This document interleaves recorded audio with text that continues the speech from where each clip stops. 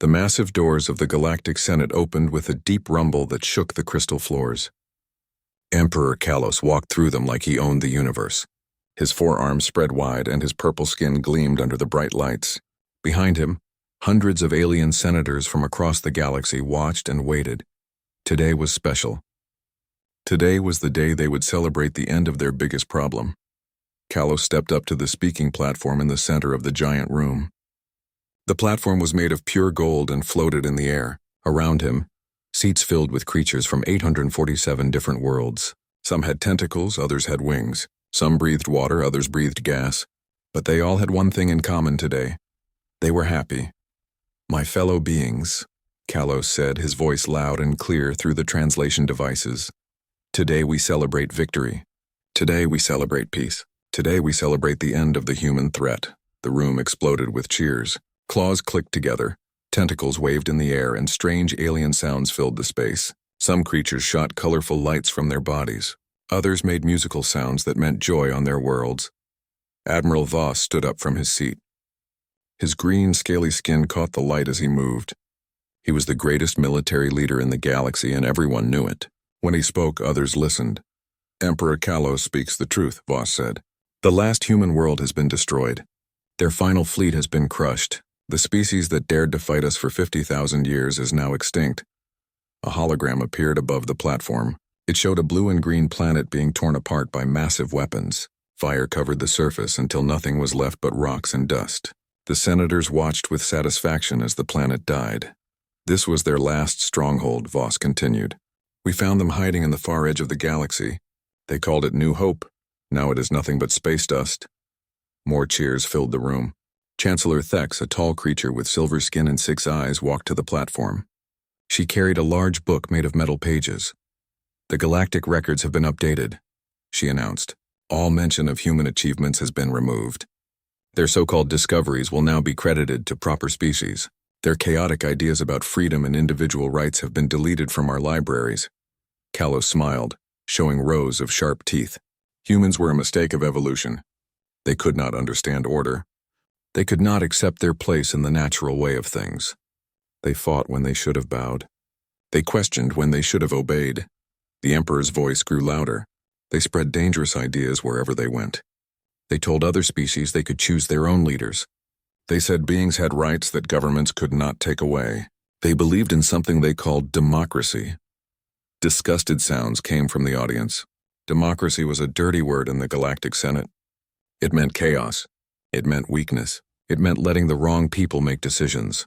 "But we are stronger," Kalos continued. "We have shown the galaxy what happens to those who will not submit. Let this be a lesson to any who might follow their path." Admiral Voss activated another hologram. This one showed human cities burning, ships exploding in space, millions of people running in terror before being wiped out by hegemony weapons. "It took us 50,000 years, Voss said. But we never gave up. Humans were like a disease. Every time we thought we had killed them all, more appeared. They hid in asteroids. They lived in the empty space between stars.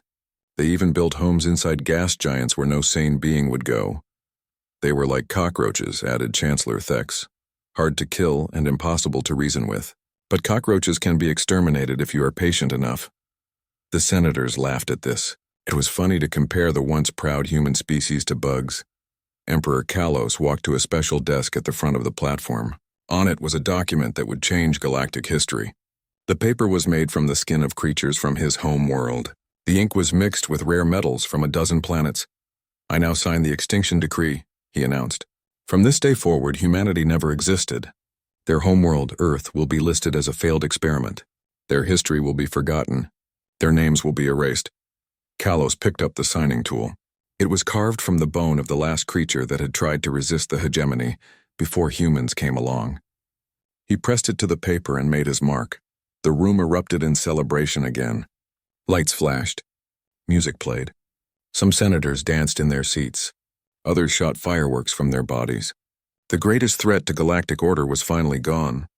"The galaxy is now perfect," Kalos declared. "Every being knows their place. Every world follows our laws. Every system pays its taxes and provides its resources. The age of chaos is over. The age of true civilization has begun. But far away, Beyond the edge of the galaxy where no stars shone, something else was happening. In a place called the Void Between Galaxies, a massive space station floated in the darkness. It was hidden by technology the hegemony had never seen. Its hull was black as space itself, and its lights were dim so no one could spot it from far away. This station had a name: Sanctuary. Inside Sanctuary, in a room filled with screens and blinking lights, Commander Lee Day watched the celebration on his monitor. His dark eyes showed no emotion as he listened to Emperor Kalos speak about human extinction. Lee Day was a tall man with short black hair and scars on his face from old battles. He wore a simple uniform with no fancy decorations. He had been fighting the hegemony for most of his life, and he had gotten very good at it.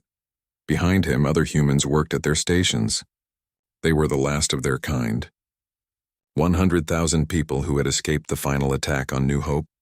100,000 people who were supposed to be dead. "Sir," said a young woman at one of the computers, "should we respond to the broadcast?" Lee Day was quiet for a long moment.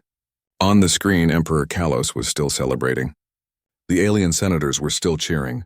They thought they had won. "Not yet," Lee Day finally said. "Let them enjoy their victory party. Let them think they are safe. We have waited 50,000 years for our chance. We can wait a little longer." He turned away from the screen and looked out a window into the black space around them. Somewhere out there, the galaxy continued to live under hegemony rule. Billions of beings followed orders they never chose to obey. They worked jobs they never wanted. They lived lives they never got to pick, but change was coming. The humans were not extinct. They were just getting started.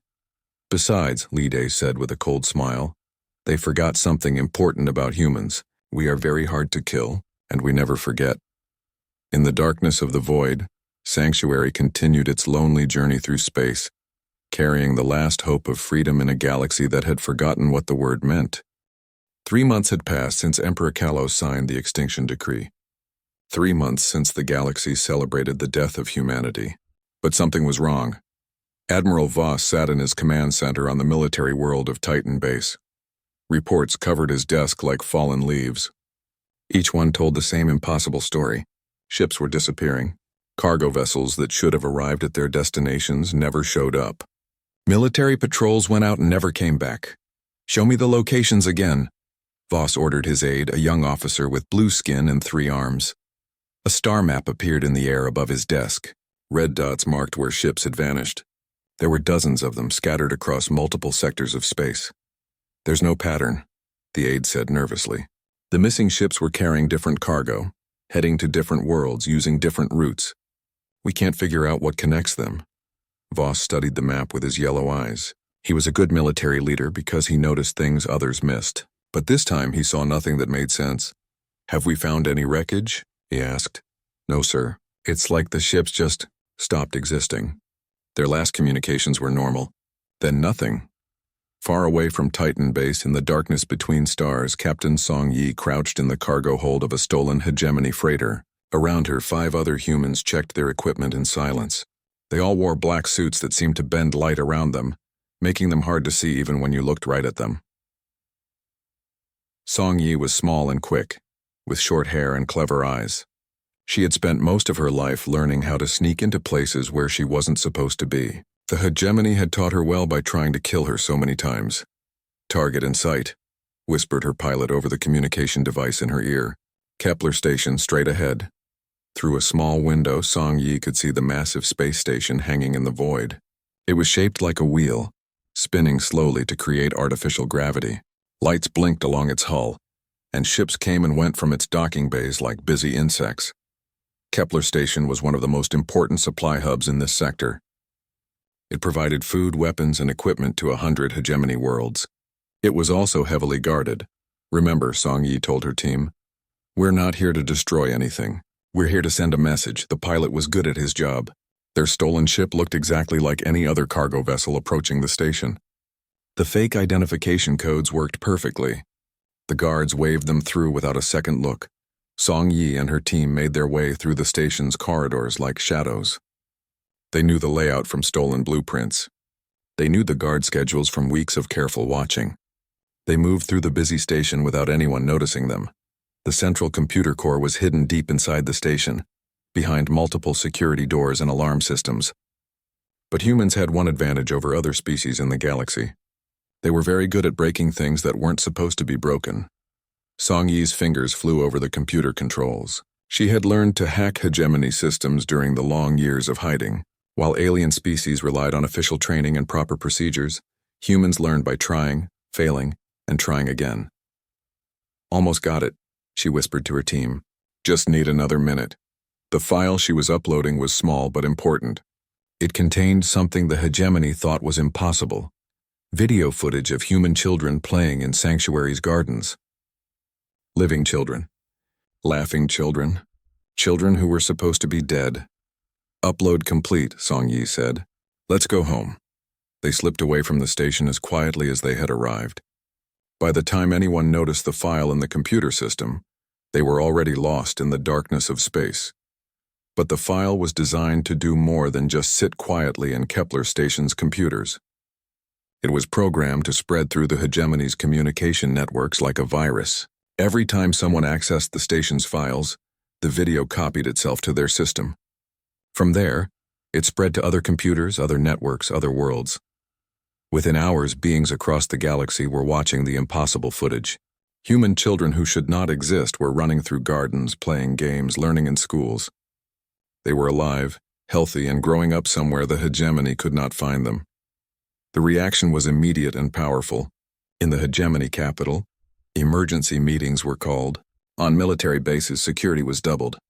On hundreds of worlds, people whispered to each other in dark corners. If human children existed, then human adults existed too. If humans were alive, then they were planning something. And if they were planning something, then nowhere in the galaxy was safe. Admiral Voss stared at the video file on his personal computer. He had watched it 20 times, looking for clues about where it was recorded. The background showed trees and flowers that could have come from any garden world. The buildings in the distance were simple and gave no hints about their location.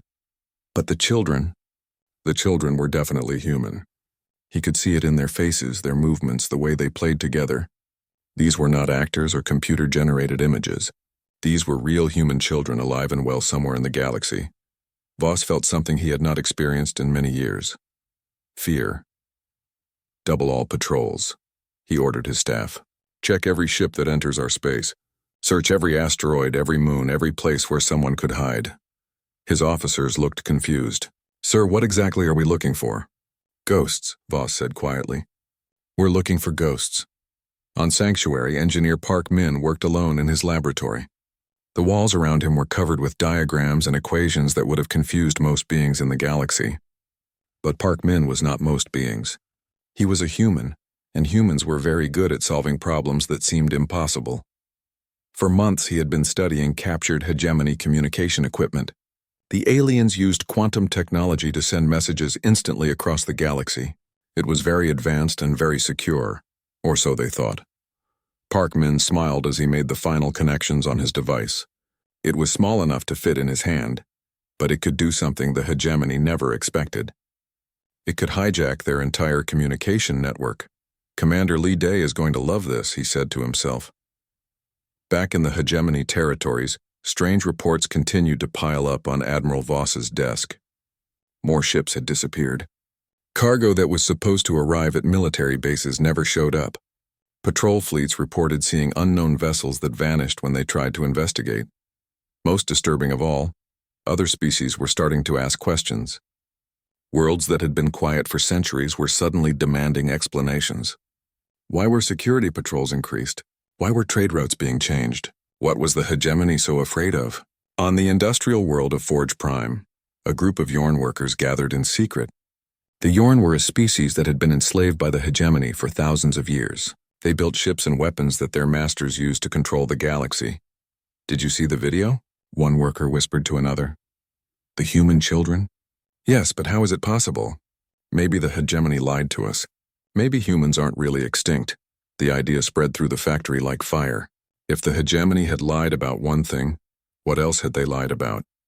If humans could survive extinction, maybe other species could fight back too. Similar conversations were happening on dozens of worlds.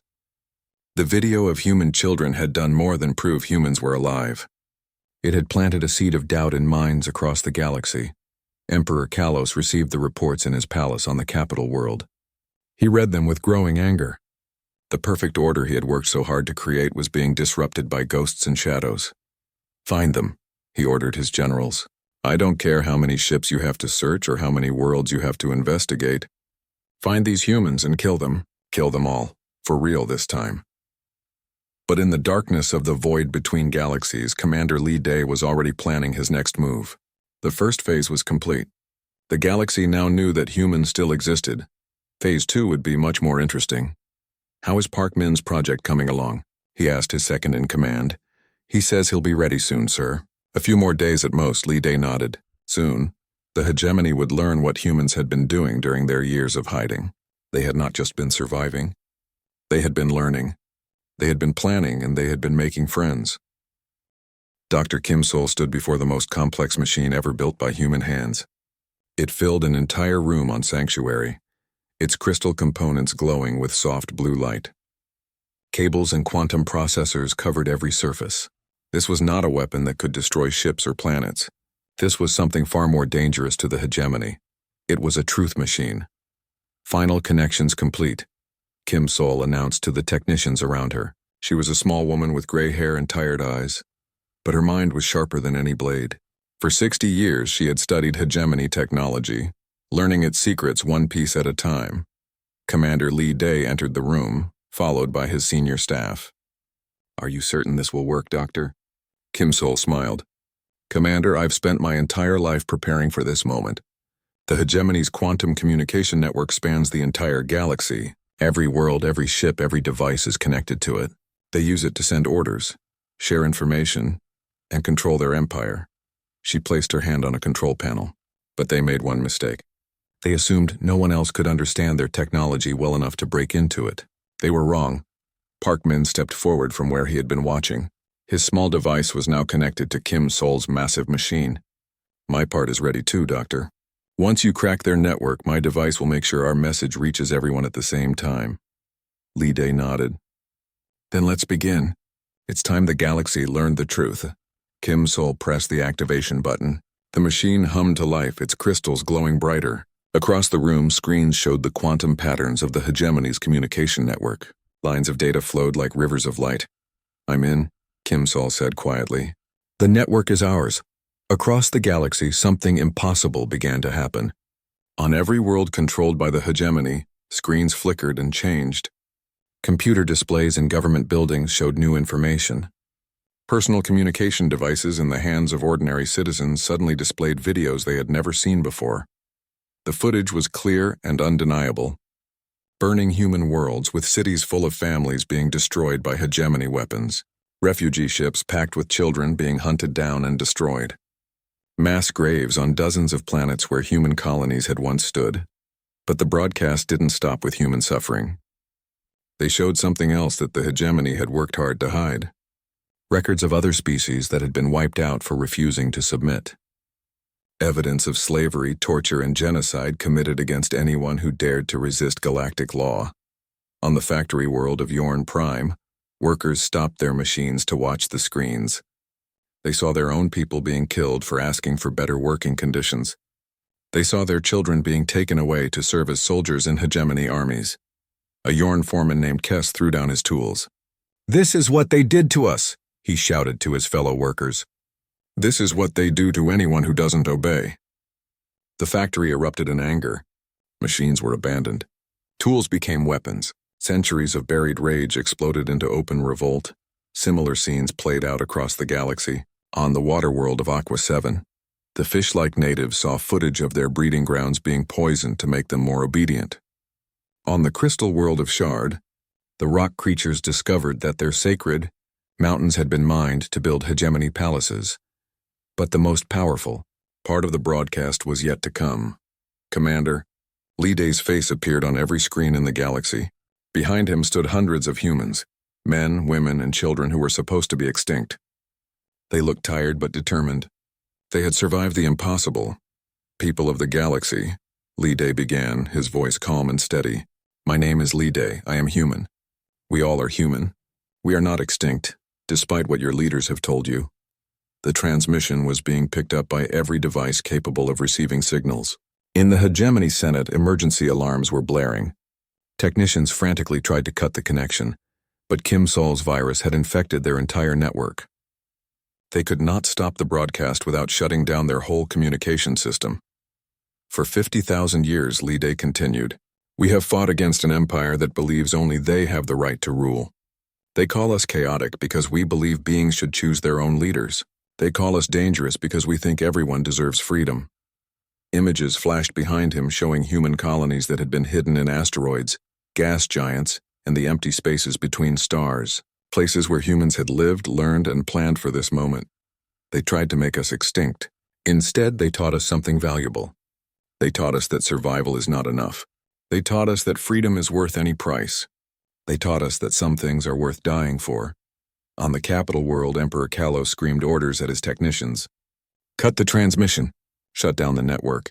Do something. But his own staff could only shake their heads. The virus was too advanced, too well designed. It had taken control of their most secure systems.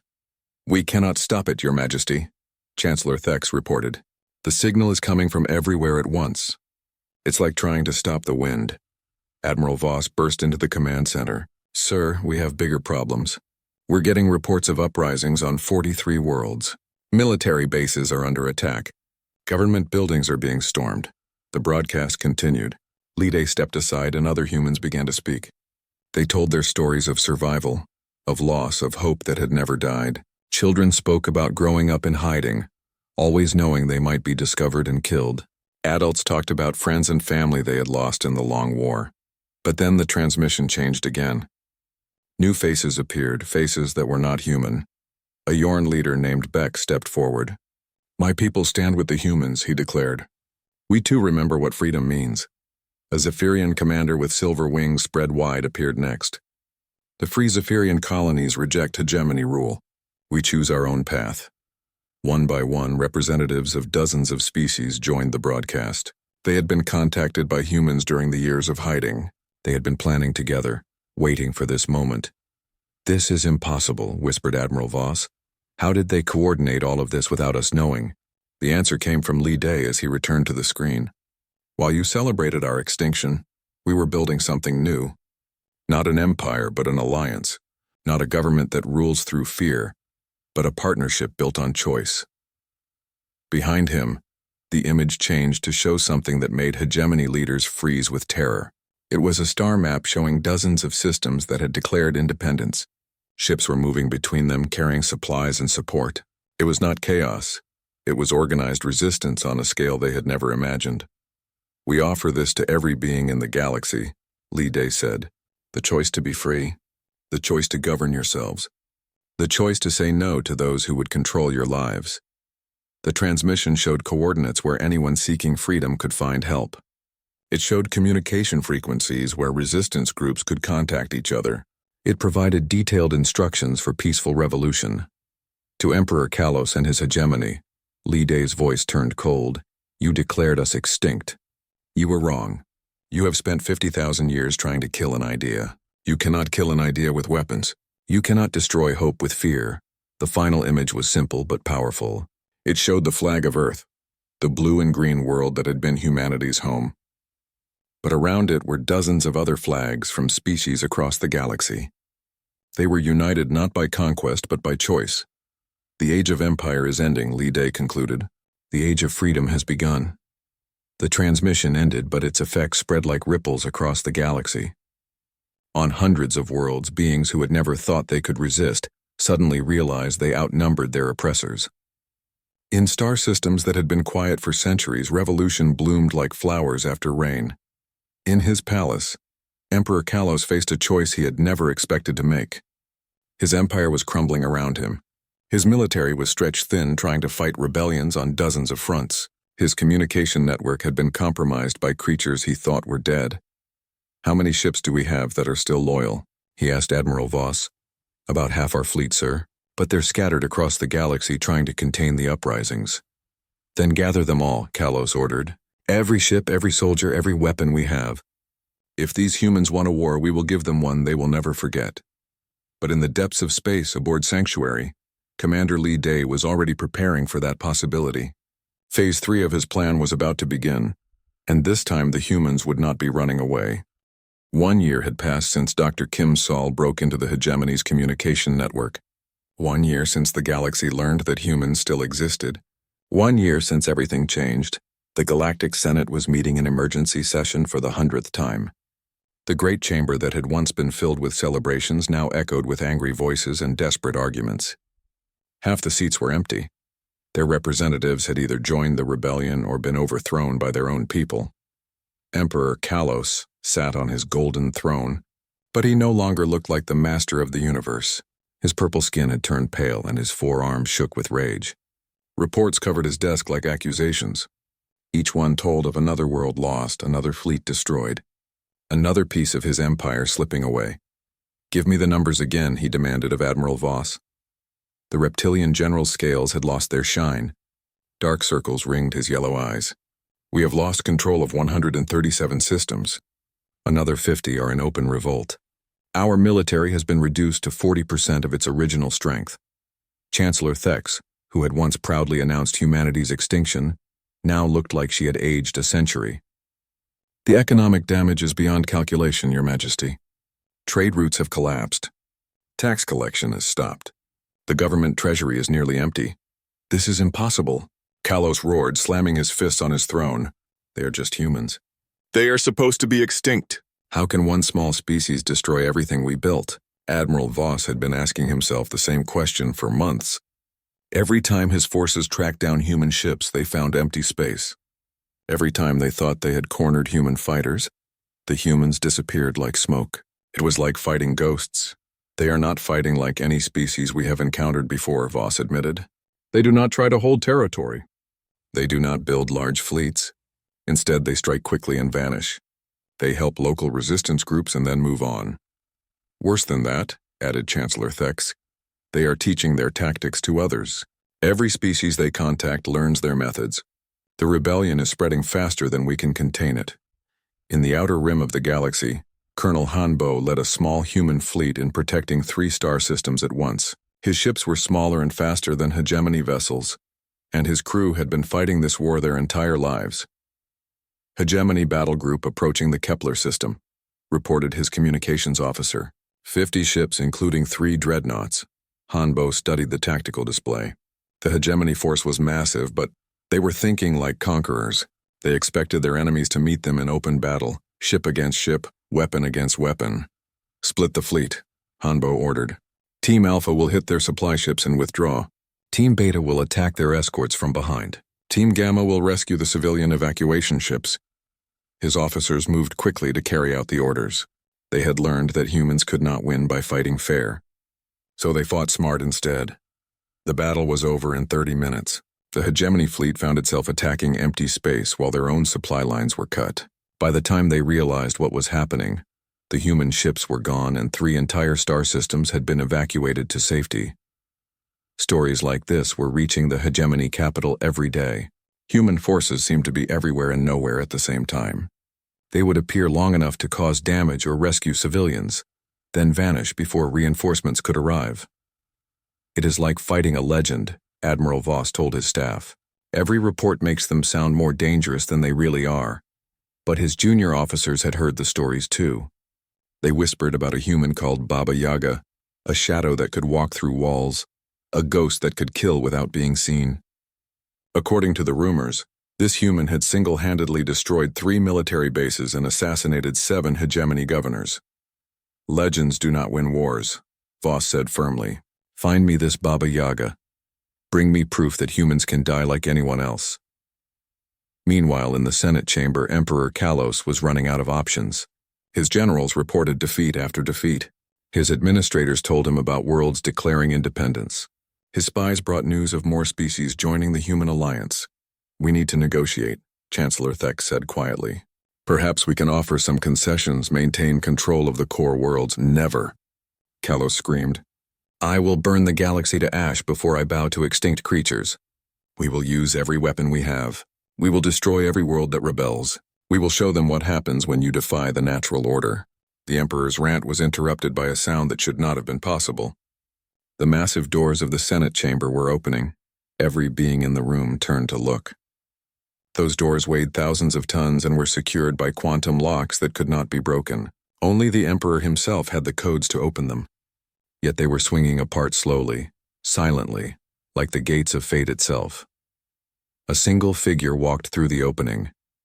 She was human, small and unremarkable at first glance. She wore simple black clothing with no armor or visible weapons. Her dark hair was pulled back from her face and her eyes were calm as deep water. She walked down the center aisle between hundreds of alien senators as if she were taking a peaceful stroll. Security forces throughout the chamber raised their weapons, but something stopped them from firing. Maybe it was the way she moved, so confident and unafraid. Maybe it was the silence that seemed to follow her like a shadow, or maybe it was the stories they had all heard. This was Major O-Yan. This was Baba Yaga. "I am here under a flag of truce," she announced in perfect galactic standard. Her voice was neither loud nor soft, but it carried clearly through the vast chamber. "Though I notice you destroyed all our flags," she continued, walking toward the Emperor's throne, ignoring the weapons pointed at her from every direction. Senators scrambled away from her path, fear replacing anger on their faces. "One human," Emperor Kalos managed to say, though his voice shook. "You send one human to threaten an empire of 1,000,000,000,000 beings?" Oyeon stopped directly in front of his throne. She looked up at him without fear, without anger, without any emotion at all. "I am not here to threaten you, Emperor.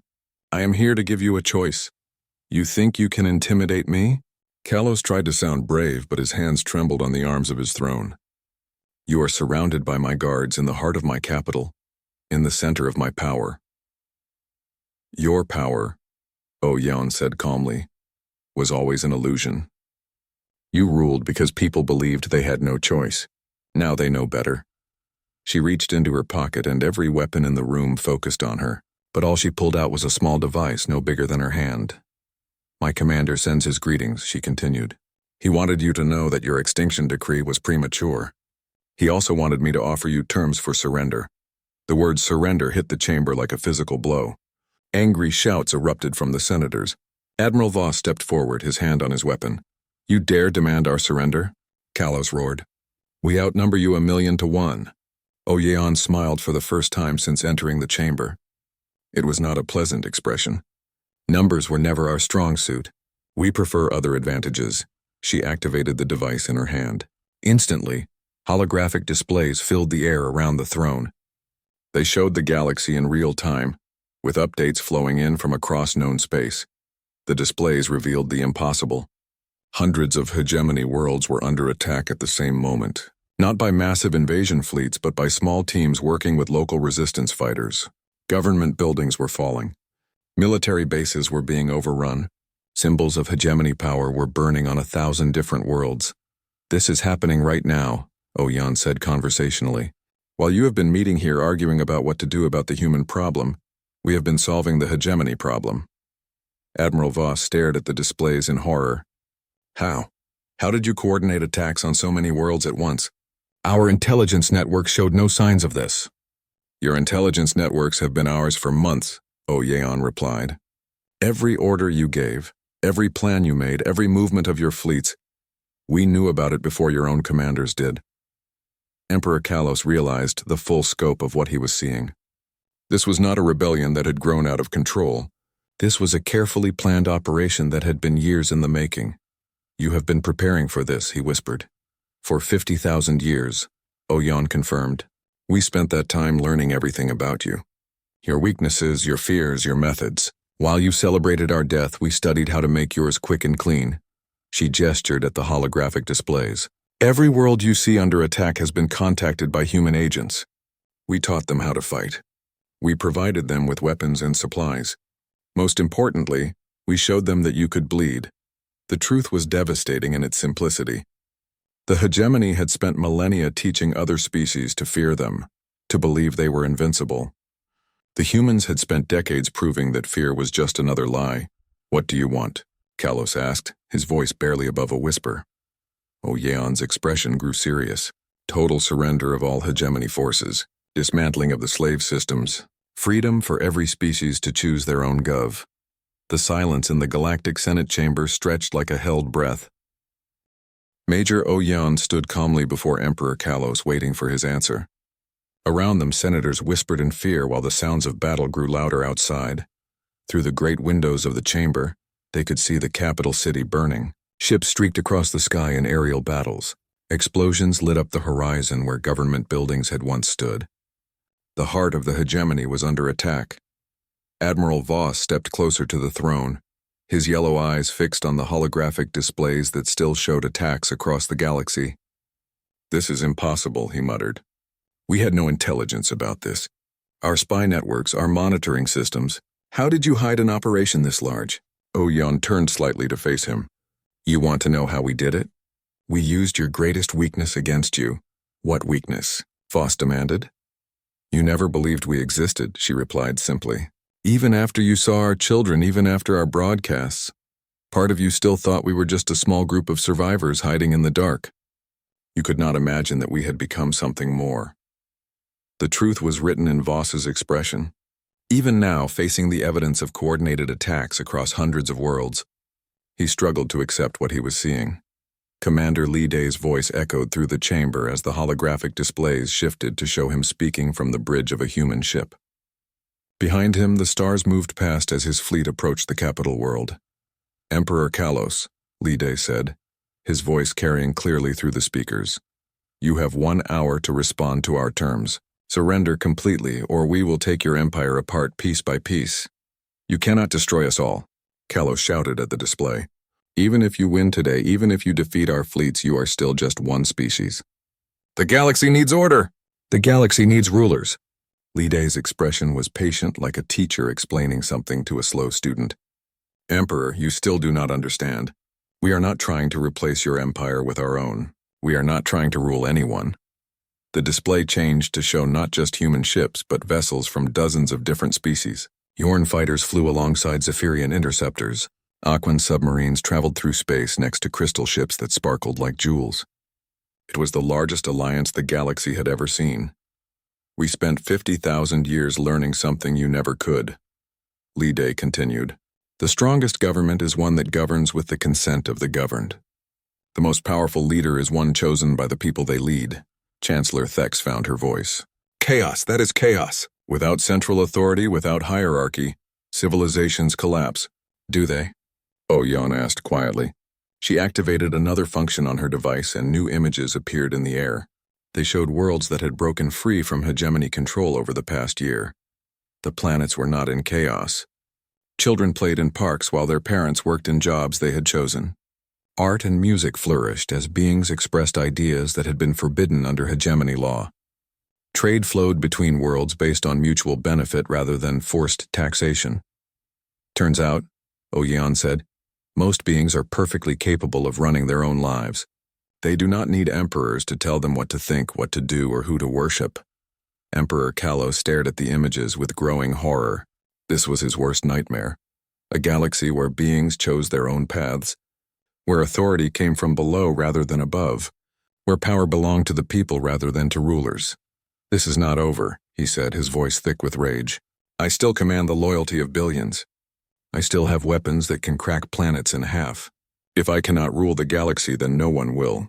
His hand moved toward a control panel built into his throne. Oyan recognized it immediately. The activation system for the hegemony's most terrible weapon, a device that could destroy entire star systems, turning suns into black holes that would consume everything around them. But Oyan had not come unprepared. She moved faster than anyone in the chamber could follow. One moment she was standing calmly before the throne. The next she was behind Kalos, one hand on his wrist to stop him from reaching the controls, the other holding a weapon that seemed to be made of solid shadow. 50,000 years of war taught us many things," she said softly, her voice carrying to every corner of the silent chamber. "One of them was how to kill efficiently." Admiral Voss reached for his weapon but froze when he saw the expression in Oyan's eyes. It was not anger or hatred. It was something far more frightening. It was the look of someone who had made peace with necessity. "You have a choice, Emperor," she continued. "You can surrender now and live to see the galaxy learn to govern itself. Or you can die here today and let history remember you as the tyrant who preferred destruction to freedom." For a long moment, Kalos struggled against her grip. Then slowly his hand moved away from the weapon controls. The fight went out of him like air from a punctured balloon. "I surrender," he whispered. The words hit the chamber like a physical force. Senators who had ruled the galaxy for centuries suddenly found themselves powerless. Military officers who had conquered worlds realized their war was over. Oyeon stepped back, lowering her weapon. Smart choice. The surrender ceremony was broadcast across the galaxy. On every world, beings watched as Admiral Voss formally ordered all hegemony forces to stand down. They saw Chancellor Thex dissolve the Senate and transfer authority to local governments. They witnessed the end of an empire that had ruled for 10,000 years. But the most powerful moment came when Commander Li Day entered the chamber. He walked to where Emperor Kalos sat slumped on his throne, no longer looking like a ruler of the universe. "You spent 50,000 years trying to make us extinct," Li Day said. "You failed. Not because we were stronger, but because we remembered something you forgot." "What?" Kalos asked weakly. "That the desire for freedom cannot be killed. You can murder the people who want it. You can destroy the worlds where it grows, but the idea itself is immortal. Every generation discovers it again. Every species learns to want it." Li Day turned to address the chamber, but his words were heard across the galaxy. "Today marks the end of the last empire. From now on, every world will choose its own path. Every being will have a voice in their own future. Not because humans demand it, but because freedom demands it." The transition was not instant or easy. It took years for the galaxy to reorganize itself. Some worlds struggled to create their own governments. Others faced civil wars as different groups fought for control.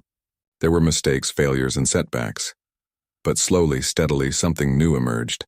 A confederation of free worlds, connected by trade and communication, but not controlled by any central authority. Each species developed its own form of government. Some chose democracy, others selected councils of elders. Still others experimented with systems that had never been tried before. Humans played a role in this new galaxy, but not as rulers. They became teachers, sharing what they had learned about freedom and self-governance. They became protectors, helping younger species defend themselves against those who would exploit them. Most importantly, they became living proof that even the smallest group could resist tyranny if they never gave up. Hope Dr. Kim Sol established the first galactic university on the restored world of Earth.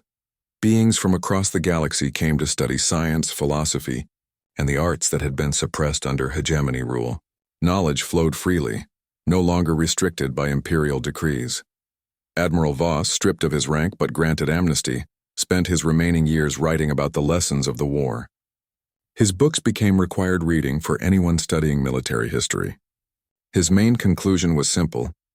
We lost because we forgot that the beings we conquered were people, not property. Emperor Kalos lived out his days in exile on a small farming world, tending gardens and thinking about the choices he had made. He was visited once by Oyeon, who had become known throughout the galaxy not as Baba Yaga the Destroyer, but as Yan the Liberator. "Do you regret it?" she asked him as they walked through fields of grain that grew under an alien sun. Kalos was quiet for a long time. "I regret the pain we caused," he finally said. "But I still do not understand how you did it. How did you turn the entire galaxy against us?" Oyeon smiled. "We did not turn anyone against you. We just reminded them what they had forgotten." "What was that?" "That they had a choice." Years passed. The galaxy settled into its new patterns of freedom and cooperation. Wars still happened, but they were smaller conflicts between neighbors, not the systematic oppression of entire species. Trade flourished as beings exchanged goods and ideas without imperial interference. Children grew up learning that they could become anything they wanted to be. Artists created works that would have been banned under the hegemony. Scientists made discoveries that had been forbidden. Philosophers asked questions that had once been dangerous. And in the history books, the story was written of how humanity had faced extinction and emerged not as conquerors, but as liberators. How a species that had been declared extinct had taught the galaxy that freedom was not just possible, but inevitable. Commander Li Day, now an old man, stood in the gardens of New Geneva on Earth. Children from a dozen different species played together under the blue sky, learning languages and games from each other's woo.